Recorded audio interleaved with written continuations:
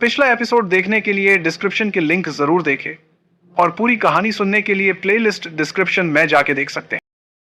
कुछ पल बाद राजकुमारी उनसे अलग होती है और उन्हें देख उनसे कहती है, पिताश्री, अपने शक्तियों को एकत्रित करने के लिए आज पूरी रात हम ध्यान में रहेंगे। आप मां को सूचित कर दीजिएगा, वो परेशान ना हो। राजकुमारी की बात सुन राजा साहब अपना सिर हां में हिला देते हैं और राजकुमारी अपने कक्ष की ओर बढ़ जाती है। उनके जाने के बाद राजा साहब महल से बाहर की ओर देखने लगते हैं, जहां उन्हें देववृक्ष दिखता है। रात का समय होने ही वजह से देववृक्ष किसी पीले रंग के तारे के समान जगमगा रहा था। उसकी रोशनी अंधेरे को चीरते हुए प्रकाश को बिखेर रही थी। राजा साहब देववृक्ष को देख खुद से कहते हैं, जो भविष्यवाणी देववृक्ष ने 25 वर्ष पहले की थी, अब उसके सत्य होने की तिथि आ गई है। कितनी मिन्नतों से हमने संतान प्राप्ति की इच्छा की थी और ईश्वर के आशीर्वाद से पूरा भी हुआ। सिर्फ राजकुमारी ही नहीं, बल्कि इस राज्य का राजकुमार भी दिया ईश्वर ने। किंतु अब ऐसा लगता है जैसे सब कुछ समाप्त होने वाला है। इतना कह राजा साहब कुछ पल देववृक्ष को देखते हैं और फिर उस जादुई तलवार को उसकी जगह पे रख अपने कक्ष की ओर बढ़ जाते हैं। वहीं राजकुमारी अपने कक्ष में एक बार फिर उसी तिलस्मी आईने के सामने खड़ी थी और अपने अक्ष को उसमें देख खुद से कहती है, हमें अपने प्राण ही क्यों ना देने पड़े, किंतु हम शैतान और काली शक्तियों को उनके उद्देश्य में कभी कामयाब नहीं होने देंगे। इस धरती पे कभी उनका वर्चस्व नहीं बढ़ने देंगे, कभी नहीं। राजकुमारी की आंखों में इस वक्त क्रोध दहक रहा था, जिससे वो अपने कदम उस तिलस्मी आईने की तरफ बढ़ा देती है और अगले ही पल वो उसके अंदर समाहित हो जाती है। राजकुमारी का अगला कदम उन तिलस्मी आईने के अंदर तिलस्मी दुनिया में पड़ता है, जहां की हर वस्तु जादुई और अद्भुत थी। वो दुनिया इतनी खूबसूरत थी जैसे मानो स्वर्ग हो। हर तरफ हरियाली, पेड़ पौधे और अद्भुत किस्म के फूल जो धरती पे कहीं नहीं मिलते। जमीन की घास हरी और पेड़ों के पत्ते हल्के पीले रंग में थे और अपनी लगे फल तो और भी शुद्ध, मीठे और स्वादिष्ट लग रहे थे। वहां के बादल आसमान में न होकर जमीन पे थे, जिससे वहां की जमीन भी हल्की सी ही दिखाई दे रही थी और वहां का हर नजारा खूबसूरती से भरा हुआ था। सूरज से आती हल्की किरणें एक अलग ही रोशनी बिखेर रही थीं। चारों तरफ शांति और सुकून ही फैला था। वहां की हवाओं में सिर्फ अच्छाई, प्रेम और विश्वास ही सांस लेती है, जिससे वहां जाने वाला हर जीव अपने अंदर करुणा और प्रेम ही लेकर आता है। राजकुमारी एक नजर अपने चारों ओर देख अपने कदम आगे बढ़ाती है। तभी एक तोता उड़ते हुए उनके पास आता है और राजकुमारी को देख उन्हें प्रणाम करते हुए कहता है, राजकुमारी, आप आ गई? मैं आपकी ही प्रतीक्षा कर रहा था। उस तोते की बात सुन राजकुमारी उसे देख मुस्कुराते हुए आगे कहती है, हां, मैं आ गई, मुझे तो आना ही था। इतना कह राजकुमारी तोते को देख उससे आगे कहती है, क्या जो मैंने कार्य दिया था पूर्ण हुआ? राजकुमारी का प्रश्न सुन तोता यूं हुए कहता है, जी राजकुमारी, अपने जैसा कहां था, मैं वैसा ही सारा प्रबंध कर दिया है। तोते की बात पे राजकुमारी बस हूं में जवाब देती है और उसके साथ एक दिशा की ओर बढ़ जाती है। कुछ देर चलने के बाद राजकुमारी एक बहुत बड़े और सुंदर महल के सामने खड़ी थी। वो महल सफेद हीरे की तरह चमक रहा था और उससे निकलने वाली सफेद रोशनी आंखों को सुकून देने वाली थी। वो पूरा महल ही जादुई था और उसकी खास बात यह थी कि इतना विशाल भवन होने के बावजूद भी वो जमीन से बिल्कुल भी स्पर्श मां कर रहा था। या ये कहूं कि वो विशाल महल हवा में किसी गेंद की तरह लटका हुआ था और उसके मुख्य द्वार से निकलने वाली सीढ़ियां भी जमीन तक तो आती हैं, किंतु उसे स्पर्श नहीं करती। राजकुमारी जैसे ही अपना कदम उठाती है, वो सीढ़ी अपना आखिरी पायदान खोल राजकुमारी के कदमों के नीचे बिछा देती है और राजकुमारी आगे की सीढ़ियां चढ़ते हुए उस महल के मुख्य द्वार तक आ जाती है। वो महल का मुख्य द्वार इतना विशाल था कि राजकुमारी उसके सामने बहुत ही छोटी सी दिखाई दे रही थी, किसी चींटी की तरह, क्योंकि वो महल जादुई होने की वजह से हर वक्त अपना आकर बदल देखने वाले को भ्रमित करता। दूर से वो महल इतना छोटा दिखता मानो हाथ में आ जाए और उसके समीप जाकर देखने से ऐसा लगता जैसे उसकी छत आसमान छू रही हो। राजकुमारी अपना एक हाथ महल के द्वार पे रखती है जिससे वो द्वार अपने आप ही खुल जाता है और राजकुमारी तोते संग महल के अंदर प्रवेश करती है। महल जितना बाहर से देखने में सुंदर था, उतना ही अंदर से भी, क्योंकि वहां की सारी वस्तुएं गतिमान थी। कोई भी वस्तु महल के फर्श पे टिकी नहीं थी, बल्कि अपनी निर्धारित जगह पे ही हवा में लटक रही थी, और जिस वस्तु की इच्छा हो बस उसे देखने मात्र से ही वो वस्तु अपने आप चलकर आपके पास आ जाएगी।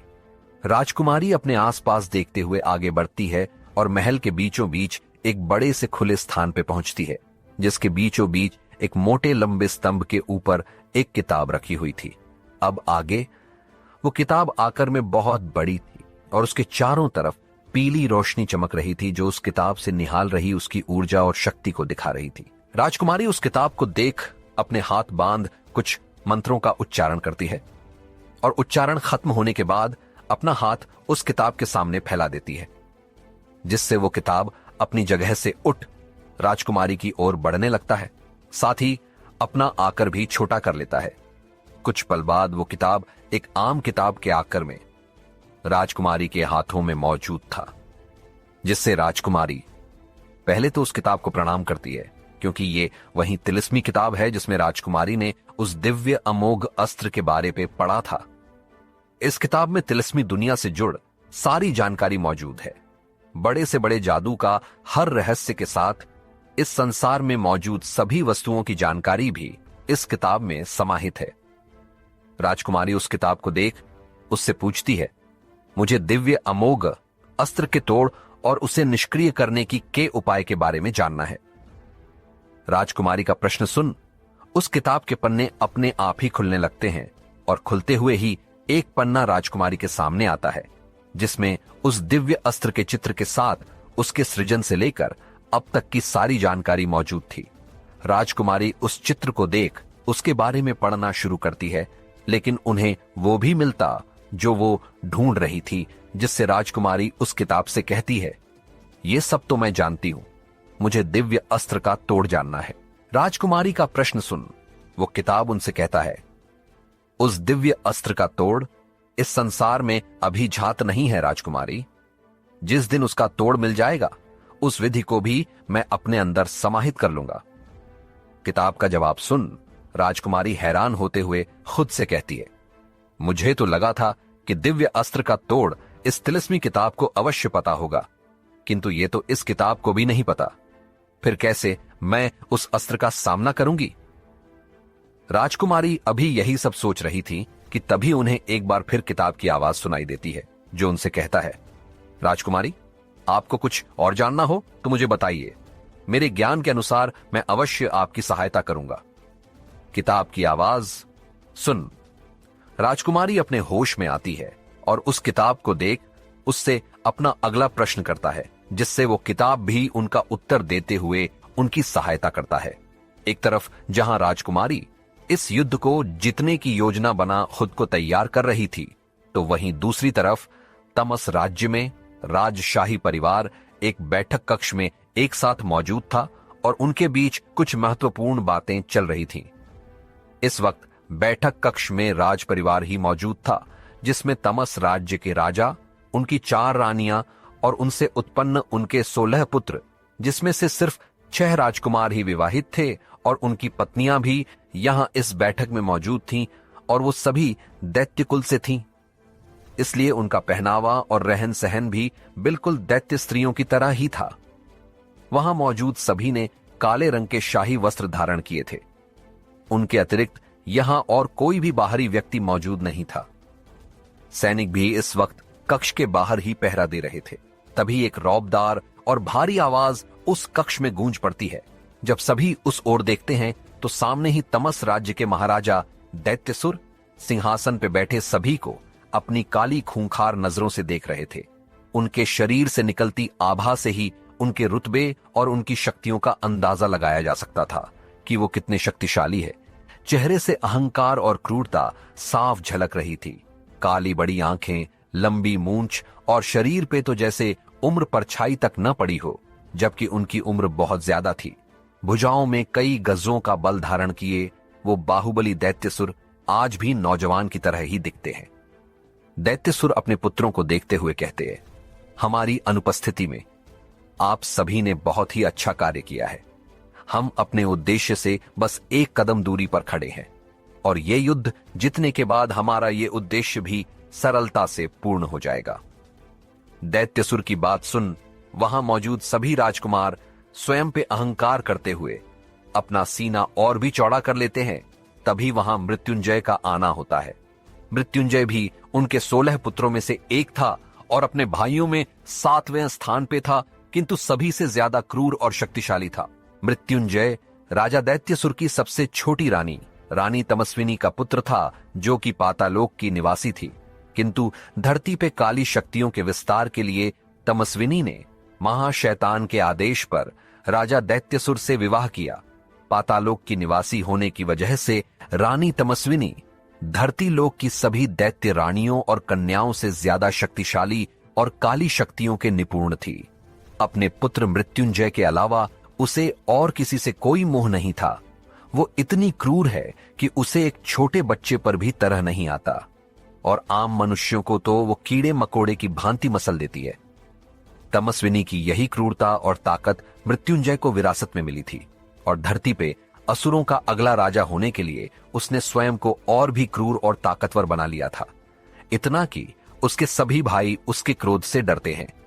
मृत्युंजय वहां आकर अपने स्थान पे बैठ जाता है।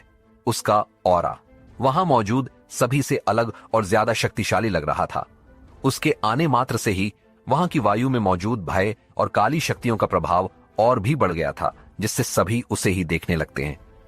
मृत्युंजय के भाइयों में भी कुछ उसका समर्थन करते थे तो कुछ विरोध करते थे, किंतु किसी में भी इतनी हिम्मत नहीं थी कि वो मृत्युंजय का सामने से विरोध कर सके। उसके सभी बड़े और छोटे भाई भी लंबे चौड़े जवान होने के साथ ताकतवर भी थे। उन सभी को काली विद्या और सिद्धियां प्राप्त थीं। मृत्युंजय को इतने विलंब से आते देख दैत्यसुर क्रोधित हो मृत्युंजय से प्रश्न करते हैं, इतना विलंब क्यों मृत्युंजय? तो क्या जवाब देगा मृत्युंजय? और क्या होने वाला है इस बैठक में? अगला एपिसोड देखने के लिए डिस्क्रिप्शन की लिंक जरूर देखें और ऐसी ही रोमांचक कहानी के लिए सब्सक्राइब करें।